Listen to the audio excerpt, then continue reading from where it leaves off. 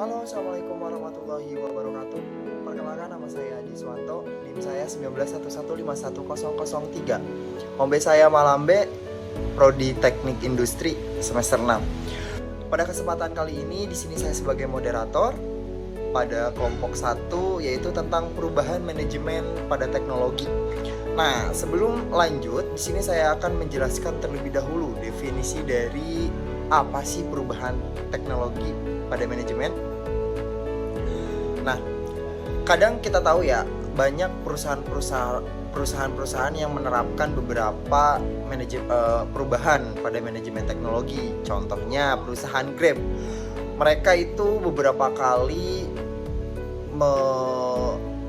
mengganti atau mengubah atau menginovasi teknologi yang ada, dari teknologi yang terdahulukan hingga yang terbaru, yang inovasinya itu lebih hype banget. Nah, contohnya kalau dulu mungkin perusahaan Grab itu dalam fiturnya itu kayak pembayarannya itu masih melakukan pembayaran secara tunai. Nah, kalau sekarang kan kita bisa ya menggunakan non tunai, contohnya bisa lewat OVO ataupun lain-lain.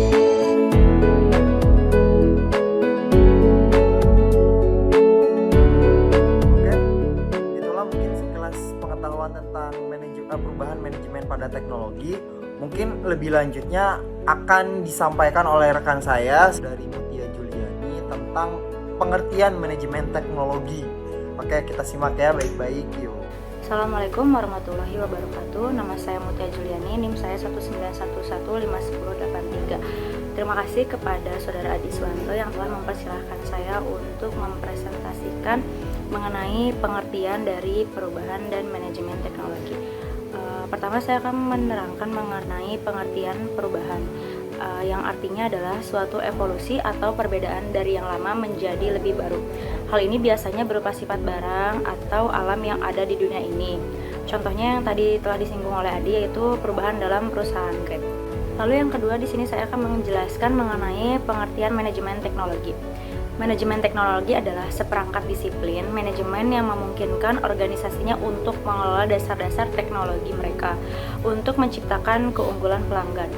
Manajemen teknologi juga dapat didefinisikan sebagai perencanaan terpadu, desain, optimasi operasi, dan pengendalian produk teknologi, proses, dan layanan.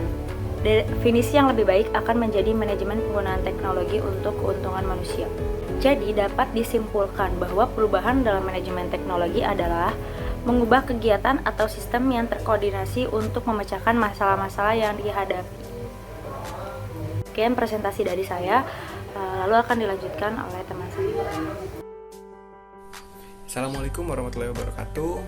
Perkenalkan, nama saya Muhammad Fikri, dari kelas Malambe, NIM saya 1911511078. Nah, di sini saya akan menjelaskan faktor-faktor terjadinya perubahan. Nah, yang pertama ada faktor kompetisi. Dapat kita ambil contoh, misalkan ada dua perusahaan yang bergerak di bidang misalkan bidang makanan siap saji misalkan. Nah, dua perusahaan ini pasti akan melakukan perubahan di setiap periode ataupun jangka waktu tertentu. Gunanya untuk apa? Untuk menambah daya saing dan juga daya tarik dari pelanggan. Nah, perubahannya itu bisa dari produk yang menjadi lebih banyak dan lebih inovatif, ataupun dari segi strategi pemasarannya. Nah, yang kedua ada dari faktor peraturan.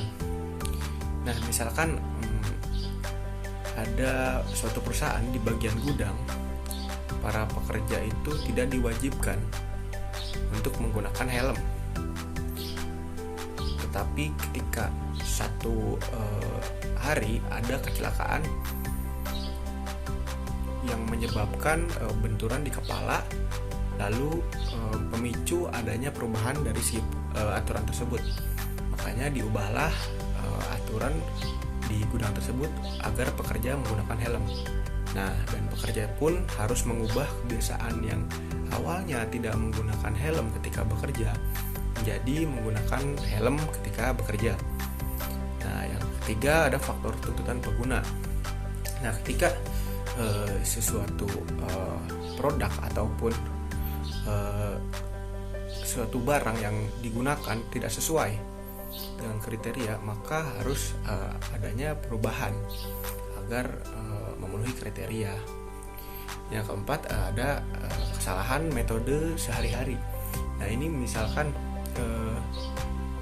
terjadinya penurunan produksi di setiap harinya sehingga menyebabkan kerugian, maka dari situ kita harus mengubah metode dari kegiatan sehari-harinya agar meningkatkan produksi dan selalu menggapai target. Nah, yang kelima ada faktor teknologi. Nah, di sini sudah jelas bahwa faktor teknologi itu sangat-sangat berpengaruh terhadap terjadinya perubahan. Kita ambil contoh perusahaan Nokia. Nokia pada saat itu sangat naik ketika muncul produk baru dari Nokia, yaitu handphone, dan perusahaan-perusahaan lain pun mengikuti, dan seiring berjalannya waktu dan teknologi pun menjadi berkembang dan juga semakin canggih, maka perusahaan-perusahaan lain selain Nokia melakukan perubahan secara di bagian teknologinya. HP-nya menjadi lebih canggih dengan varian produknya. Namun di sini Nokia tetap bersikukuh dengan teknologi dari Nokia yang lama gitu loh. Masih mempertahankan itu dan enggan mengubahnya menjadi lebih baru. Tetapi karena keegoisan dan ketidakinginan mengikuti perkembangan teknologi, maka produk-produk Nokia pun menjadi lebih redup sekarang, tidak berjaya seperti dulu lagi. Nah, yang terakhir ada dari faktor lingkungan. Nah, faktor lingkungan di sini sudah jelas bahwa ketika kita bekerja di lingkungan yang berbeda dari yang awal, misalkan kita bekerja di bagian gudang, ketika suatu hari atau suatu periode kita dipindahkan menjadi bagian PPIC, maka kegiatan kita pun berubah dan lingkungan kita berubah, maka kita harus membiasakan diri menjadi orang yang bergerak di bidang tersebut gitu loh. Nah, sekian penjelasan dari faktor-faktor terjadinya perubahan. Selanjutnya ada tujuan dari adanya perubahan. Yang pertama, untuk mempertahankan. Nah, mempertahankan di sini adalah mempertahankan perusahaan dan mampu bersaing dengan perusahaan lain dalam jangka waktu yang pendek maupun jangka waktu yang panjang. Nah, yang kedua, untuk menyesuaikan diri. Nah, seiring dengan berjalannya waktu dan perkembangan teknologi, kita pasti bisa menyesuaikan diri di lingkungan yang eksternal maupun di lingkungan yang internal. Nah, yang selanjutnya adalah untuk memperbaiki. Nah, memperbaiki di sini adalah mampu memperbaiki efektivitas dari perusahaan tersebut sehingga mampu bersaing dengan perusahaan-perusahaan lain di era perkembangan teknologi yang modern ini. Nah, sekian tujuan dari adanya perubahan manajemen teknologi. Assalamualaikum warahmatullahi wabarakatuh. Saya di sini Gilman Humairi dengan NIM 19151042. Di sini saya akan menjelaskan tentang tujuan dari manajemen teknologi. Nah, tujuan dari manajemen teknologi ini yaitu menciptakan dan atau menambah nilai bagi perusahaan melalui teknologi, baik yang diciptakan sendiri maupun yang diperoleh dari luar. Nah, penciptaan atau peningkatan nilai dapat dilakukan dalam berupa penciptaan bisnis, penciptaan atau perbaikan produk, dan penciptaan atau perbaikan proses. Nah, kemudian saya akan menjelaskan tentang dampak dari manajemen teknologi itu sendiri. Nah, yang pertama di sini ada strategic planning. Apa itu strategic planning? Strategic planning adalah proses yang dilakukan suatu organisasi atau perusahaan untuk menentukan strategi atau arahan, serta mengambil keputusan untuk mengalokasikan sumber dayanya untuk mencapai strategi ini. Nah, berbagai teknik analisis bisnis dapat digunakan dalam proses ini, termasuk analisis SWOT.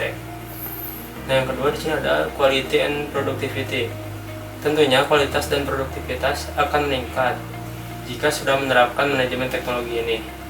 Nah, kemudian yang ketiga ada research and development. Itu merupakan metode penelitian yang digunakan untuk membuat produk dan menguji keefektifan dari hasil produk tersebut. Nah, yang keempat ada produk design, yaitu menciptakan produk baru untuk dijual oleh suatu bisnis kepada pelanggannya.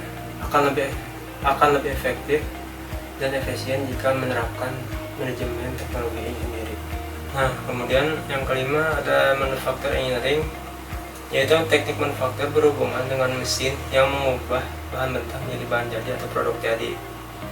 Tentunya dengan penerapan manajemen teknologi yang tepat dan benar akan menambah produktivitas suatu bisnis tersebut. Nah, selanjutnya yang keenam di sini ada human resource management. Apa itu human resource management? Yaitu pemanfaatan sejumlah individu secara efisien dan efektif, serta dapat digunakan secara maksimal untuk mencapai tujuan organisasi atau perusahaan itu sendiri. Nah, selanjutnya di sini ada marketing and sales. Marketing itu melibatkan untuk mendapatkan pelanggan ke produk atau layanan, sedangkan sales melibatkan pengiriman produk atau layanan kepada pelanggan. Yang artinya, ini dengan menerapkan manajemen teknologi ini akan mempermudah untuk menjembatani kedua pihak ini atau sales dan marketing sendiri. Dan yang terakhir ada accounting and financial management. Nah, dengan adanya teknologi manajemen ini akan mempermudah proses accounting dan mempercepat proses pengerjaan dari accounting itu sendiri. Nah, mungkin itu saja yang dapat saya sampaikan di presentasi kali ini.